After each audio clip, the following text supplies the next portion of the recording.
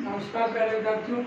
कल अपन ने देखो विद्युत द्विध्रुव की अक्षीय रेखा के कारण विद्युत क्षेत्र की तीव्रता का व्यंजक वो अपने प्राप्त किया। आज अपन देखो नया टॉपिक शुरू कर रहे हैं, विद्युत द्विध्रुव की निरक्षीय रेखा या विषुवतीय रेखा या अनुप्रस्थ रेखा के कारण विद्युत क्षेत्र की तीव्रता। देखो अपन विद्युत द्विध्रुव क्या कहते हैं कि एक ऐसा निकाय होगा जिसमें समान परिमाण के परंतु दिशा में विपरीत प्रकृति के दो आवेश एक दूसरे से अत्यल्प दूरी पर स्थित होते हैं, तो ऐसा निकाय क्या कहलाएगा? विद्युत द्विध्रुव कहलाएगा। बात रही अपने पास से दोनों, अपन ये कहें विद्युत द्विध्रुव के दोनों जो आवेश हैं, ये ऋणावेश हो गया, ये धनावेश हो गया, दोनों आवेशों को मिलाने वाली ये जो लाइन है वो क्या कहलाएगी? अक्षीय रेखा कहलाएगी। अक्षीय रेखा के लंबवत जो रेखा होती है और वो अपने पास विद्युत द्विध्रुव के केंद्र से गुजरती है, ठीक है ना। तो अपन ये कह दें कि ऐसी रेखा होगी जो द्विध्रुव के केंद्र से गुजरे और अक्षीय रेखा के लंबवत यदि होगी तो वो क्या कहलाएगी? निरक्षीय रेखा होगी, ठीक है ना। और निरक्षीय रेखा जो होगी उसी रेखा के कारण अपन क्या करना चाहते हैं? विद्युत क्षेत्र की तीव्रता ज्ञात करना चाह रहे हैं, ठीक है ना। तो अपन लोग यहाँ पे तीव्रता की बात और अपन करते हैं, तो तीव्रता को याद रखना है कि ये इसका क्या बनेगा कि बिंदु आवेश के कारण विद्युत क्षेत्र की तीव्रता। तो बिंदु आवेश के कारण विद्युत क्षेत्र की तीव्रता देखो ये होती है कि Q में R स्क्वायर, Q में R स्क्वायर होगा। ये अपने पास Q आवेश होता है, ये R दूरी होती है, ये P बिंदु होता है, P बिंदु के ऊपर विद्युत क्षेत्र की तीव्रता होगी। ये अपने पास क्या होगा कि Q में R स्क्वायर हो। अब देखो अपने पास यहाँ पे विद्युत क्षेत्र की तीव्रता की अपन बात करते हैं, तो देखो अपन ये कह देंगे कि मान लो कि ये अपने पास क्या बन गया? एफ बी एक विद्युत द्विध्रुव बन गया। एफ बी अपने पास यहाँ पे क्या बन गया? विद्युत द्विध्रुव बन गया, जिसके ए बिंदु पर ऋणावेश और बी बिंदु पर क्या हो गया? धनावेश उपस्थित हो गया। ए पर ऋणावेश और बी पे क्या हो गया? धनावेश उपस्थित हो गया। दोनों के बीच की दूरी अपने पास क्या होगी? 2a होगी। और ये रेखा अपने पास कौन सी बनेगी? कल अपन ने पढ़ा था, तो ये इसकी अक्षीय रेखा बनेगी। अक्षीय रेखा का मध्य बिंदु क्या बनेगा? O। अक्षीय रेखा का मध्य बिंदु अपने पास क्या बनेगा? O बनेगा। तो ये अपने पास मध्य बिंदु O बन रहा है, ये अपने पास क्या बन जाएगा? विद्युत द्विध्रुव का केंद्र बन जाएगा। और द्विध्रुव के केंद्र से होकर अक्षीय रेखा की लंबवत रेखा, तो ये क्या बन गई? इसकी निरक्षीय रेखा बन गई। ये अपन क्या कह देंगे? निरक्षीय रेखा होगी। अब निरक्षीय रेखा हो गई तो अपन ये कह दें R दूरी पर स्थित क्या हो गया? P बिंदु हो गया, जिसके ऊपर अपन क्या करना चाहते हैं? विद्युत क्षेत्र की तीव्रता ज्ञात करना चाह रहे हैं। तो ऑप्टिकल लाइनों में देखो अपन क्या लिखेंगे कि माना कि एफ बी एक विद्युत द्विध्रुव है जिसके ए बिंदु पर ऋणावेश, बी बिंदु पर धनावेश, दोनों आवेशों के मध्य की दूरी 2a, और अपन ये कह देंगे द्विध्रुव का केंद्र O है और केंद्र O से स्मॉल r दूरी पर अपने पास अक्षीय रेखा के लंबवत कोई बिंदु क्या है? P है, जिसके ऊपर अपन क्या करना चाहते हैं? विद्युत क्षेत्र की तीव्रता ज्ञात करना चाहते हैं।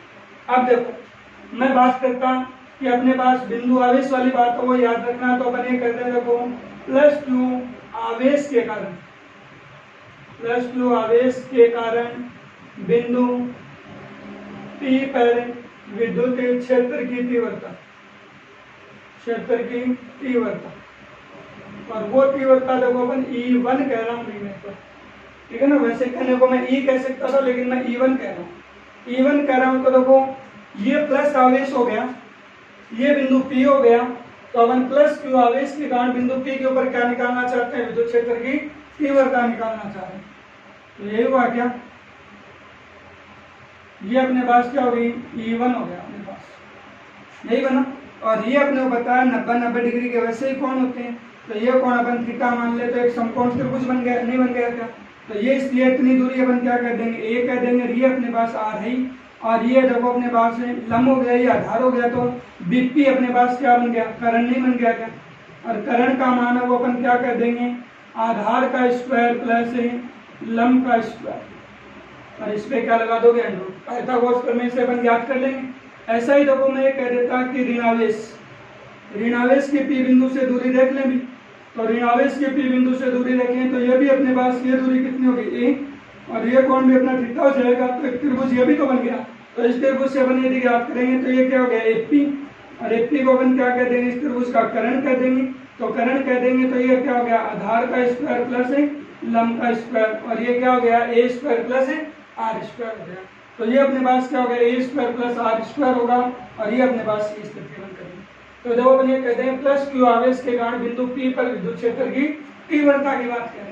तो प्लस क्यू आवेश के कारण बिंदु पी के ऊपर विद्युत क्षेत्र की तीव्रता अपन यदि ज्ञात करेंगे तो अपन देखो यहाँ पे याद होगा, तो बिंदु आवेश के कारण क्या होता है, जो आवेश होता है उसको के से गुणा कर दो और उस आवेश के बिंदु पी से दूरी देख लो। तो यहाँ मैं देखो ये कह रहा हूँ प्लस क्यू आवेश के कारण बिंदु पी के ऊपर विद्युत क्षेत्र की तीव्रता, तो ये के आवेश हो गया, ये अपने पास प्लस क्यू आवेश हो गया।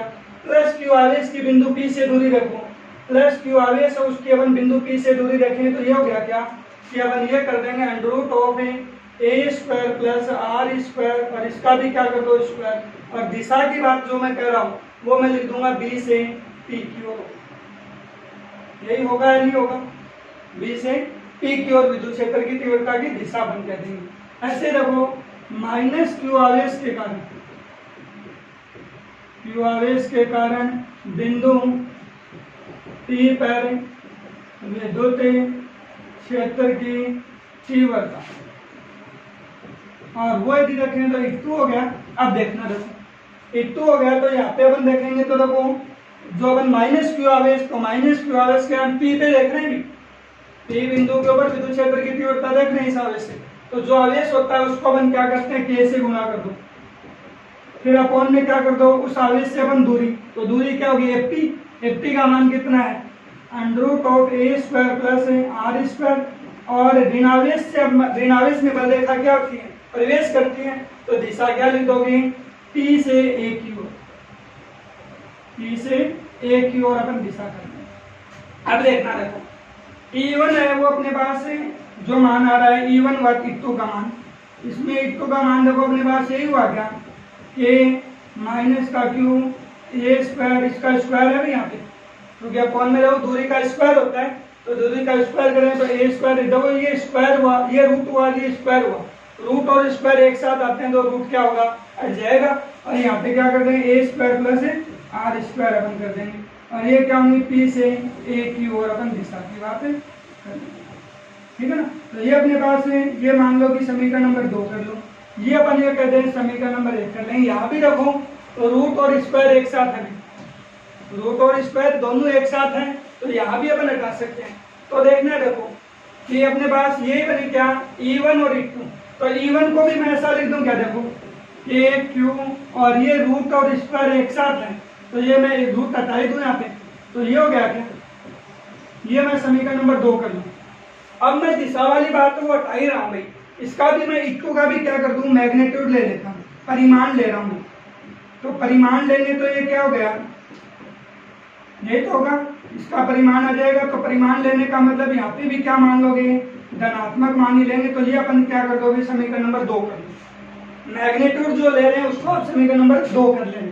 तो 1 और 2 से देखो ये अपन समीकरण नंबर 1 कर रहे हैं, ठीक है ना, ये मैं क्या कर रहे हैं अपन लास्ट वाली लाइन है वो ये कहते हैं 1 और 2 देखो दोनों का क्या परिमाण बराबर है, इसका भी देखो मैं मैग्नीट्यूड लिया भी, दिशा वाली बात हटाई दी मैंने, तो परिमाण जब मैं देखो E1 का परिमाण और E2 का परिमाण ले रहा हूँ, देखो के क्यू अपॉन में ए स्क्वायर प्लस आर स्क्वायर, के क्यू अपॉन में ए स्क्वायर प्लस आर स्क्वायर दोनों का परिमाण क्या बराबर है क्या, तो देखो यहाँ पे क्या हुआ कि धनावेश और ऋणावेश के कारण दोनों के कारण जो विद्युत क्षेत्र की तीव्रताओं का जो परिमाण आ रहा है, तो वो परिमाण अपने पास क्या होगा बराबर होगा, E1 का परिमाण होगा वो E2 के बराबर होगा, साथ में वैल्यू क्या होगी के क्यू अपॉन में ए स्क्वायर प्लस आर स्क्वायर आ गया, यही आ रही है दोनों का परिमाण। जब अपने को देखो यहाँ पे थोड़ा सा याद रखना है कि जब विद्युत क्षेत्र की तीव्रताएं अपने पास है, अपन ये कहेंगे कि विद्युत क्षेत्र की जो तीव्रता होगी अपने पास, तीव्रता की जो अपन बात कहेंगे कि तीव्रताएं जब अपने पास यहाँ पे तीव्रताओं का परिमाण है वो यदि समान होता है और इनकी दिशाएं यदि भिन्न भिन्न होती हैं, देखो धनावेश के कारण विद्युत क्षेत्र की तीव्रता ऊपर की ओर है और ऋणावेश के कारण इनमें बल रेखा की तीव्रता दिशा होगी वो ये होगी, तो अपन देखो परिमाण तो बराबर है परंतु दिशा क्या है भिन्न भिन्न है, क्योंकि अपन ने विद्युत बल रेखाओं में पढ़ा है और ऐसा क्षेत्र अपने पास क्या बनता है समरूप विद्युत क्षेत्र बनता है, ठीक है ना। तो यहाँ अपन इन दोनों E1 और E2 के कारण परिणामी विद्युत क्षेत्र की तीव्रता निकालना चाहेंगे, तो देखो बिंदु P के ऊपर अपन ये कह देंगे E1 एवं E2 के कारण विद्युत क्षेत्र की तीव्रताओं का परिमाण को समान प्राप्त होता है परंतु दिशा भिन्न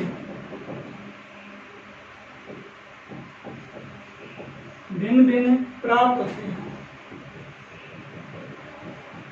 अब दिशा यदि अपने वो जैसे भिन्न प्राप्त होती हैं तो अपन क्या करेंगे कि परिणामी विद्युत क्षेत्र की तीव्रता देखो अपन ये कह देंगे कि E1 और E2 के कारण अपन ये कहेंगे कि देखो अपन ये कहेंगे कि तापे बिंदु P पर परिणामी विद्युत क्षेत्र की तीव्रता, तब बिंदु P पर परिणामी विद्युत क्षेत्र की तीव्रता और बिंदु P के ऊपर ये परिणामी विद्युत क्षेत्र की जो तीव्रता अपन ज्ञात कर रहे हैं वो तीव्रता का अपन जो परिमाण है वो कैसे ज्ञात करेंगे वो देखना। तो मैं ये मान लेता हूँ कि परिणामी विद्युत क्षेत्र की तीव्रता ये होगी, सपोज कर दो एक तरह से यही लाइन है वो अक्षीय लाइन, तो अक्षीय लाइन एक तरह से यही आ गई क्यों, तो ये कोण बता सकते हो आप कितना होगा। देखो ये ऐसे देखें तो अपन यही तो वो लाइन है और ये लाइन है, इसका मतलब ये कोण कितना हुआ थीटा, और ये कौन सी लाइन है अक्षीय, तो ये भी मैं कह रहा हूँ अक्षीय लाइन ही तो है, तो ये कोण कितना होगा थीटा, ठीक है क्या, और ये कोण भी अपना कितना होगा थीटा ही होगा।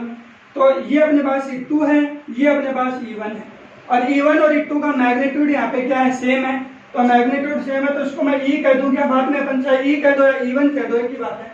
तो E1 का आधार की ओर घटक, E1 का आधार की ओर घटक क्या आएगा अभी, E1 का आधार की ओर घटक लेंगे तो कोस थीटा आएगा, और E2 का भी आधार की ओर घटक लेंगे तो E2 का भी आधार की ओर घटक लेंगे तो क्या आएगा, कोस थीटा आएगा नहीं आएगा, ठीक है। अब E1 का लंब की ओर घटक, E1 का इस रेखा की ओर घटक लेंगे तो E2 का, तो ये क्या आएगा E2 साइन ऑफ थीटा, और ये क्या आ जाएगा E1 साइन ऑफ थीटा बन जाएगा, ठीक है ना। तो लंबवत घटक की जब अपन बात कर रहे हैं तो लंबवत घटक में ये क्या होगा E1 साइन थीटा, ये E2 साइन थीटा।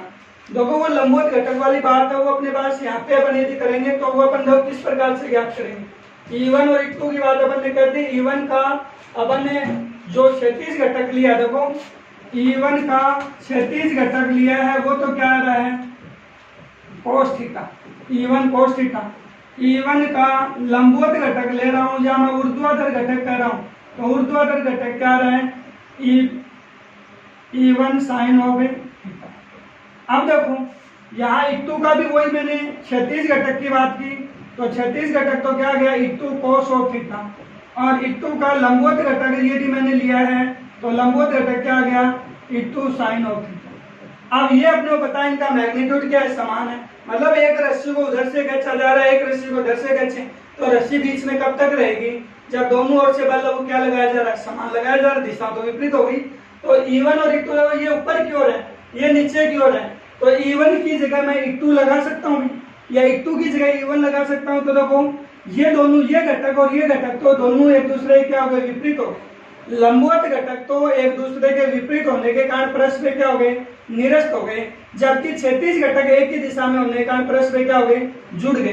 तो ये दोनों घटक देखो एक ही दिशा में होने के कारण परस्पर क्या हो गए जुड़ जाएंगे। तो देखो अपन यहाँ पे एक बात और कह सकते हैं, वो देखो अपन P बिंदु के ऊपर परिणामी विद्युत क्षेत्र की तीव्रता अपन यदि निकालेंगे तो वो देखो तीव्रता अपने पास क्या होगी E बराबर परिमाण में अपन कहते हैं E1 cos of theta plus E2 cos of theta. ये तो केवल मैं परिमाण की बात कर रहा हूँ। अब देखो यहाँ अपना पता है विद्युत क्षेत्र की तीव्रता, एक बार वापस से सुन लो ये कैसे आया अभी कि अपन ने E1 का आधार की ओर घटक लिया तो क्या आया E1 कोस थीटा, लंब की ओर घटक लिया तो क्या आया E1 साइन थीटा, E2 का आधार की ओर घटक लिया तो E2 कोस थीटा, E2 का लंब की ओर घटक लिया तो ये आ जाएंगे। तो लंबवत घटक तो परस्पर निरस्त हो गए और क्षैतिज घटक क्या हो गए एक ही दिशा में होने के कारण परस्पर जुड़ जाते हैं। अतः है अपन ये कह देंगे कि P बिंदु के ऊपर परिणामी विद्युत क्षेत्र की तीव्रता क्षैतिज घटक के अनुदिश प्राप्त होती है, और क्षैतिज घटकों के अनुदिश जो विद्युत क्षेत्र की तीव्रता अपने को प्राप्त हुई है उन तीव्रताओं के घटकों के योग के तुल्य होती है। तो E बराबर क्या होगा E1 cos theta plus E2 cos theta अपन कह देंगे। अब अपन देखो इसको सदिश रूप में लिखते हैं, तो सदिश रूप में यदि अपन लिखें तो ये क्या होगा E1 वेक्टर बराबर E1 cos of theta plus E2 cos of theta और यहाँ पे अब देखो अपन सदिश कहाँ लगाए, ये भी मैग्नीट्यूड ऑफ घटक हमेशा क्या होते हैं, जिसका जिसके अनुदिश घटक ले रहे हैं वो हमेशा अदिश राशि में। तो अपन कंपोनेंट घटक की बात कर रहे हैं, तो कंपोनेंट घटक है, कंपोनेंट अपन ले रहे हैं कि जैसे जो इंटेंसिटी ऑफ इलेक्ट्रिक फील्ड है उसके कंपोनेंट की बात कर रहा है, तो कंपोनेंट हमेशा क्या होगा, स्केलर होगा। कंपोनेंट स्केलर होगा, अपने पास स्केलर होगा, तो अपन ये तो सदिश है, तो अपन यहाँ पे सदिश लगाए किधर, तो यहाँ पे मैं सदिश के लिए माइनस पी कैप लिख देता हूँ। अब आपके दिमाग में आया सर ये माइनस क्यों लगाया, कि पी कैप तो चलो अपन ने दिशा के लिए बता दिया, लेकिन अपन यहाँ पे माइनस क्यों लगा रहे हैं, तो देखो विद्युत क्षेत्र की तीव्रता की दिशा क्या होती है भाई, विद्युत क्षेत्र की तीव्रता की यदि अपन दिशा की बात करते हैं, तो विद्युत क्षेत्र की तीव्रता की दिशा अपन यदि लेते हैं तो देखो क्या होगी, प्लस से माइनस की ओर होती है। देखो तीव्रता की दिशा तो क्या होगी अपने पास, प्लस से माइनस की ओर। द्विध्रुव विद्युत द्विध्रुव आघूर्ण की दिशा क्या होगी, विद्युत द्विध्रुव आघूर्ण की दिशा होगी वो क्या होगी, माइनस से प्लस की ओर होती है। और वैसे देखो मैं पी बिंदु के ऊपर विद्युत क्षेत्र की तीव्रता की दिशा ले रहा हूँ ना, तो देखो द्विध्रुव आघूर्ण और अपन विद्युत क्षेत्र की तीव्रता एक दूसरे के विपरीत दिशा में आती है, और विपरीत दिशा में आने का अपन क्या कर देंगे कि परिणामी विद्युत क्षेत्र की जो तीव्रता आएगी उसमें अपन क्या लगा सकते हैं, माइनस लगा सकते हैं। अब इस डायग्राम को चाहूँ तो मैं देखो यहाँ पे चेंज कर सकता हूँ, चेंज करने में देखो कुछ नहीं है, यहाँ पे मैं ये देखो ये मान लेता कि प्लस कर लेता, यहाँ पे क्या कर लेता, माइनस कर लेता, इससे ज्यादा बेटर होगा भी आपको, ठीक है ना। इससे वैसे कोई फर्क नहीं पड़ना है, ये प्लस हो गया ये माइनस हो गया। अब तीव्रता परिणामी विद्युत क्षेत्र की तीव्रता अपन इधर लेते हैं तो ये होगी, तो अब अपन देखो ये तो तीव्रता की दिशा होगी और ये द्विध्रुव आघूर्ण की दिशा होगी, एक ही बात आ रही। तो द्विध्रुव आघूर्ण और जो अपने पास यहाँ पे जो अपन ने लिखा है उसी के अकॉर्डिंग करना भी, ये माइनस है ये प्लस है, और ये माइनस पी कैप अपने पास यहाँ पे क्या लिख देंगे कि परिणामी विद्युत क्षेत्र की तीव्रता की दिशा, परिणामी विद्युत क्षेत्र की तीव्रता की दिशा विद्युत द्विध्रुव आघूर्ण की दिशा के ठीक विपरीत है, एक विपरीत है, और विपरीत है इस कारण से अपन यहाँ पे क्या लगा देंगे, माइनस लगा देंगे, ठीक है ना। तो तीव्रता की दिशा तो क्या हो गई, प्लस से माइनस की ओर। द्विध्रुव आघूर्ण की दिशा क्या हो गई, देखो पी अपन और कोई वेक्टर लेते तो कोई दिक्कत ही नहीं है, लेकिन यहाँ पे अपन क्या ले रहे हैं, पी कैप ले रहे हैं। पी अपने पास द्विध्रुव आघूर्ण के अकॉर्डिंग इकाई सदिश की बात करें तो माइनस याद रखना, ये अपने पास एक दूसरे के विपरीत दिशा में होने का अपन यहाँ पे माइनस लगा। अब मैं केवल यहाँ पे कंपोनेंट की बात कर रहा हूँ, कंपोनेंट जो अपन ले रहे हैं वो अपने पास तो ई का मैग्नीट्यूड हो गया, तो E1 का magnitude cos of theta, E2 का मैग्नीट्यूड कोस ऑफ थीटा, और ये क्या हो गया, माइनस पी कैप का मैग्नीट्यूड। तो इसका मैग्नीट्यूड अपन करें तो ये क्या हो गया, E1 cos of theta plus ये क्या हो गया, E2 कोस ऑफ थीटा, और इसका मान कितना हो गया, 1 अपन करेंगे। अब देखो E1 का परिमाण अपने पास किसके बराबर है, E2 के परिमाण के बराबर है या नहीं है, तो ये अपन जैसे ही बराबर करें तो E का मैग्नीट्यूड क्या हो गया, E1 cos of theta, magnitude की बात करें भी, और E1 कोस ऑफ थीटा, और इसका मान अपन ने 1 कर ही दिया। अब इन दोनों को जोड़ दो, E1 cos theta E1 cos theta जोड़ेंगे तो कितना हो गया, 2E1 कोस ऑफ थीटा अपन बता देंगे, तो 2E1 कोस ऑफ थीटा अपन यदि कहेंगे तो ये अपने पास क्या बन गया, देखो ये हो गया क्या, 2E1 कोस ऑफ थीटा। तो E1 का मान देखो अपने पास कितना है, कोण में a square plus r square है या नहीं है। E1 का जो मान है वो अपने पास क्या है, कोण में मैग्नीट्यूड की बात है भी, तो मैग्नीट्यूड में अपन करें तो यही तो है, तो ये हो गया क्या, E का मैग्नीट्यूड बराबर 2KQ अपॉन में r square a square plus r square, ये तो ये हो गया, और ये अपन ने तो एक बार कोस थीटा लिख दिया। कोस थीटा रखने के बाद मैं ये कह रहा हूँ 2KQ a square plus r square. Cos theta की बात यदि कहेंगे तो क्या होगा, कोस थीटा अपन ये कह देंगे आधार बटे करण अपन कर देंगे, देखो आधार बटे करण करें तो एक त्रिभुज नहीं बना हुआ है, चाहे देखो त्रिभुज BOP लें चाहे त्रिभुज AOP लें, दोनों ही समकोण त्रिभुज है, किसी भी त्रिभुज से आप आधार और करण के मान वो निकाल दो। तो इसमें अपन देखो मैं कह रहा हूँ कि ट्राइंगल जो ले रहा हूँ वो त्रिभुज BOP में कह रहा हूँ, तो OP है तो इसका क्या हो गया, आधार हो गया, आधार का मान कितना हो गया, स्मॉल a, और अपने पास से बीपी लिख रहा हूँ, वो अपने पास क्या हो गया, करंट, करंट का मान क्या होगा, √a² प्लस r² हो गया। तो ये अपन ई का मैग्नीट्यूड करें तो 2kq और ये क्या हो गया, a² प्लस r² हो गया। और ये आधार कितना हो गया, a, करंट कितना हो गया, a² प्लस r², और इस पे यही बात है। अब देखो इस वाले पावर को मैं कैसा लिख सकता हूँ, इतना होने के बाद अपन देखो यहाँ पे इस वाले पद को देखो किस प्रकार से लिख देंगे।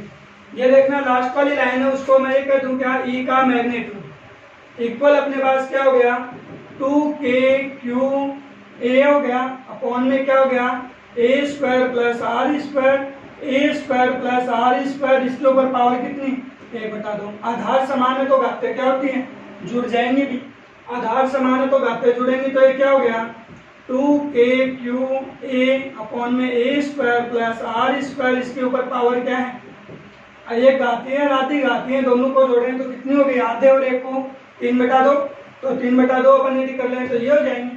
अब आपको याद होगा द्विध्रुव की शर्त क्या होती है, विद्युत द्विध्रुव की शर्त में अपन ये लिखते हैं कि विद्युत द्विध्रुव में अपन ये कहते हैं दोनों आवेशों के मध्य की दूरी क्या होनी चाहिए, HTL होनी चाहिए। तो 2a HTL का उसका आधा भाग, ये तो और भी छोटा हो गया, तो अपन ये कहते हैं r का मान बहुत बड़ा a से है, तो अपन ये भी कह सकते हैं क्या, r² और भी बड़ा होगा a² से।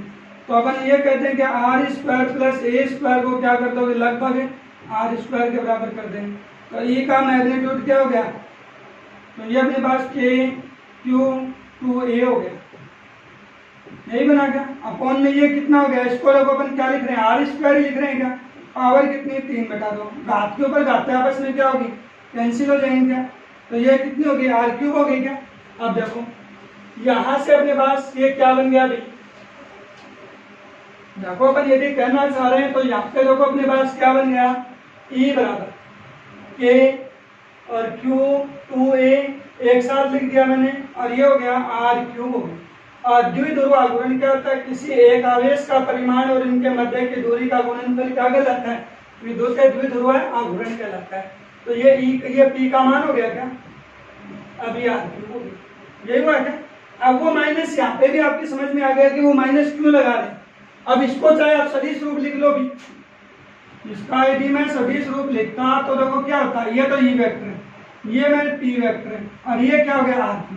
अब देखो अपने पास P और E विद्युत क्षेत्र की तीव्रता प्लस से माइनस की ओर, द्विध्रुव आघूर्ण की दिशा माइनस से प्लस की ओर, दोनों एक दूसरे के विपरीत है, तो अपन यहाँ पे किसका चिन्ह लगाएंगे, माइनस का साइन लगा देंगे।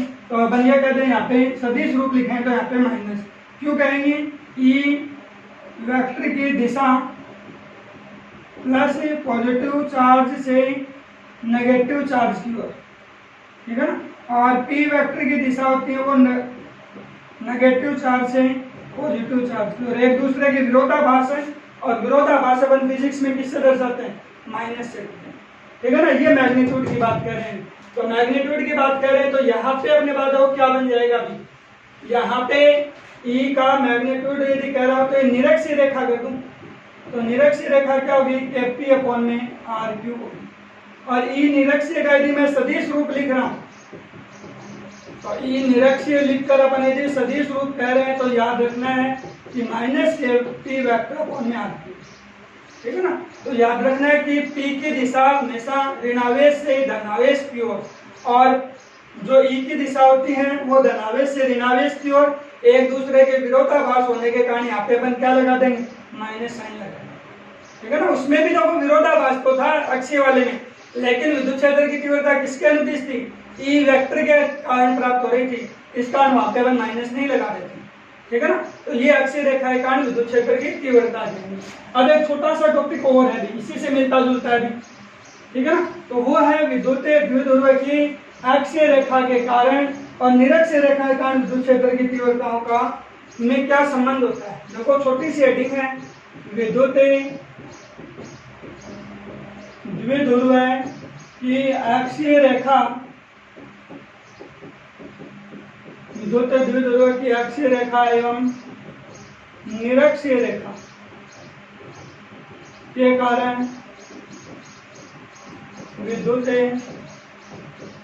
क्षेत्र की तीव्रताओं में संबंध। अब देखो इन तीव्रताओं के कारण अपने पास क्या संबंध होगा, तो देखो ई निरक्षीय बता दो, अभी आपने पढ़ा भी, तो ई निरक्षीय का मान क्या होगा, Kp अपॉन में R3, मैग्नीट्यूड की बात कर रहा हूँ, ठीक है। ई अक्षीय देखो कल जो आपने पढ़ा था कितना आया था, 2Kp अपॉन में R3, यही है क्या, इसको आप समीकरण 1 कर लो, इसको 2 कर लो। समीकरण 2 में समीकरण 1 का भाग दे दें, भाग देंगे तो देखो अपने पास क्या बनेगा भी, ई अक्षीय का मैग्नीट्यूड और ये क्या होगा, ई निरक्षीय, ठीक है। तो Kp अपॉन में R3 और ये क्या होगा, Kp अपॉन में R3, कैंसिल हो गया क्या सर, ठीक है क्या। ये अपने पास क्या हो गया, ई निरक्षीय अपॉन में ई अक्षीय, और बराबर सॉरी देखो ई अक्षीय ऊपर है भी, तो ये अपने पास क्या हो गया, ई अक्षीय अपॉन में क्या हो गया, ई निरक्षीय, और बराबर अपने पास 2 है, तो ई अक्षीय बराबर क्या होगा, 2 गुना ई निरक्षीय होगा। तो निरक्षीय अक्षीय रेखा के कारण विद्युत क्षेत्र की तीव्रता निरक्षीय रेखा की तीव्रता की क्या होती है, 2 गुनी, ठीक है ना। तो ये अक्षीय और निरक्षीय रेखाओं में विद्युत क्षेत्र की तीव्रताओं में संबंध होगा, ठीक है ना। अक्षीय और निरक्षीय को एक साथ पढ़ना भी, और फिर भी यदि कोई समस्या आ रही है तो अपने आप ग्रुप में लिखते हैं, जो कमेंट है वो आप ग्रुप में, ठीक है ना। और ग्रुप में आज आपके दोनों अक्षीय और निरक्षीय रेखाओं के कारण विद्युत क्षेत्र की जो तीव्रताएं हैं उनके नोट्स है वो आपको